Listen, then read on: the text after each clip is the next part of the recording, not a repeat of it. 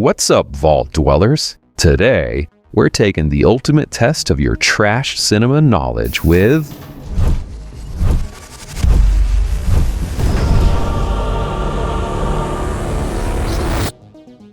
So I'm Dan, I'm your host, your guide, and your official tour director of this doomed rocket ship. So in today's episode, we're talking about 1950s sci-fi cinema. So here's how this is going to work. I'm going to throw a question up on the screen with multiple answer choices. You're going to have about 10 seconds to lock in your guess. You can shout it at the screen, you can whisper it into the void. Hey, you can even phone a friend, whatever works for you. When the time's up, I'll reveal the answer, and you can score yourself if you want, or just sit back and let the radioactive waves of glorious B-movie madness just wash over your brain. So get ready, strap in my little space cadets, because the monsters are hungry, and so is your trivia brain. Alright, question number 1 is, in Attack of the Crab Monsters, which came out in 1957, what happens to people who are killed by the monsters? Is it A, they become zombies controlled by the crabs? B, their brains are absorbed by the crabs? Or C, they dissolve into puddles of goo? Alright, the correct answer was B, the brains are absorbed by the crabs. And that's right, the crabs literally absorb human brains to gain their knowledge. Roger Corman knew his audience. If you can't make a monster look scary, make it sound horrifyingly gross.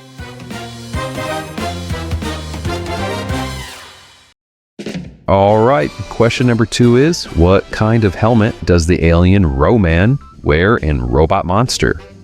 Is it A, a deep sea diving helmet?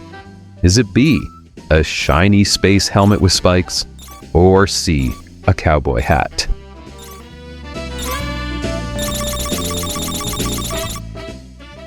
The answer is A, a deep sea diving helmet, because nothing says Space Invader like grabbing your cousin's gorilla suit and a fishbowl from the garage.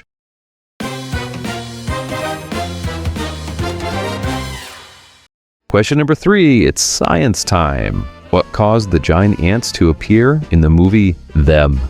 Is it A, mutant desert pollen, B, secret Martian experiments, or C, nuclear radiation?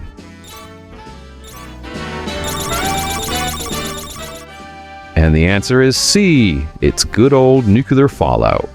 In the 1950s, they were obsessed with radiation. If your dog sneezed weird, it was probably atomic.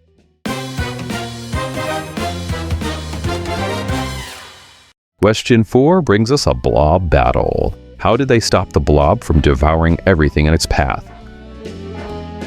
Was it A, burning it with flamethrowers, B, freezing it, or C, zapping it with electricity?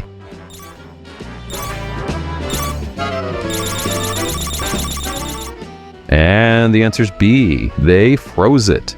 Because nothing stops gooey alien jello like a trip to the fridge. Maybe we can even serve it with a cup of the stuff. What do you think?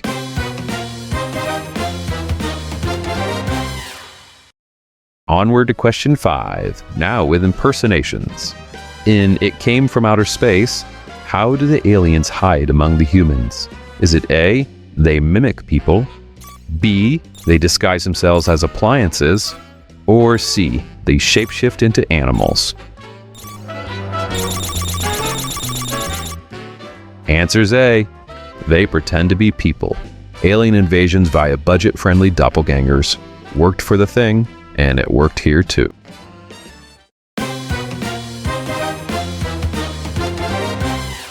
Alright, question 6, so let's talk some killer robots. In The Day the Earth Stood Still, what's the name of the unstoppable robot bodyguard? Is it A, Johnny 5? Is it B, Zorg? Or C, Gort?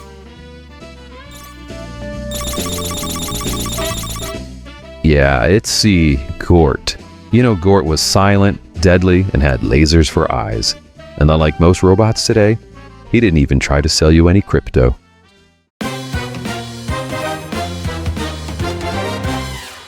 All right, question 7, and we enter some Ed Wood territory.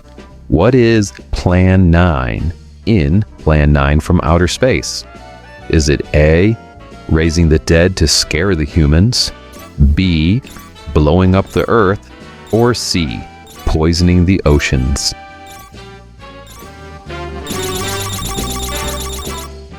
Yeah, answer's A, raising the dead. Because when aliens want to conquer the Earth, clearly the best method is zombie grandmas. Nice going, Ed.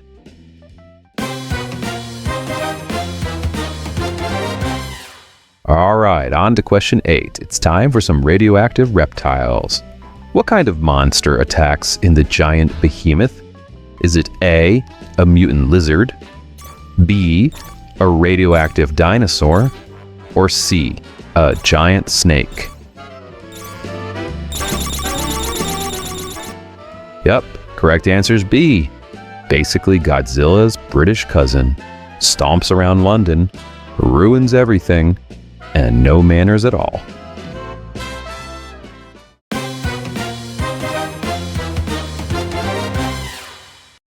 Question 9, and it's paranoia time.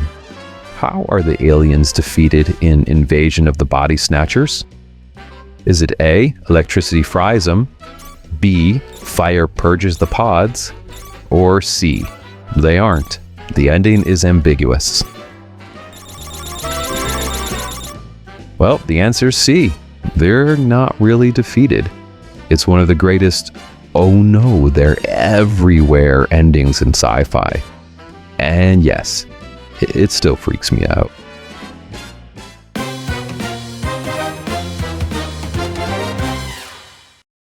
All right, question 10 and a little bit of space horror. In The Thing from Another World, what kind of creature is the alien? Is it A, a plant-based life form, B, a radioactive zombie, or C, an ice mutant?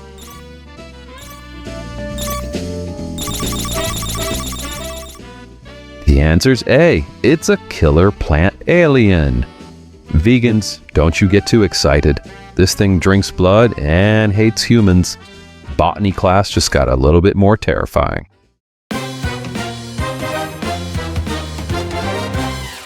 Question 11 provides us some saucer showdown. In Earth vs. the Flying Saucers, how are the invaders defeated?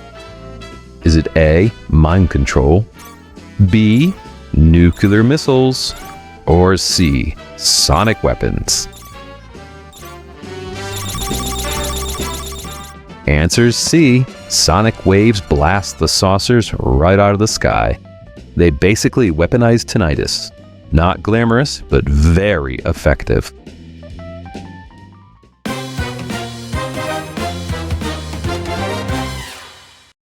Question 12. Some science experiments gone wrong.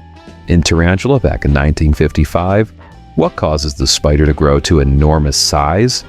Is it A, a failed radiation test, B, a nutrient formula meant to solve world hunger, or C, alien parasites inside the eggs? The answer's B, a nutrient formula. Yeah, they tried to end world hunger, but instead created a monster the size of a department store. Typical 1950s science logic. Let's feed the planet with giant fuzzy spider wings.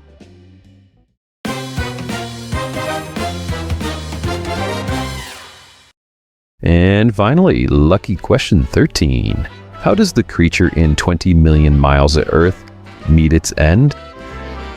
Is it A, falling from a Roman landmark, B, drowning in the sea, or C, shot by the military? And the answer is A. It falls from the Colosseum. Ray Harryhausen's monster gets the full gladiator exit. Sad, noble, and way more emotional than it had any right to be. Alright, that ends our show, so whether you crushed it or got crushed by a giant radioactive crab, you just survived a night inside Retro Vault's B-movie arena. So why don't you go smash that like button like a rampaging monster? Drop your final score in the comments, and don't forget, Keep it weird, folks.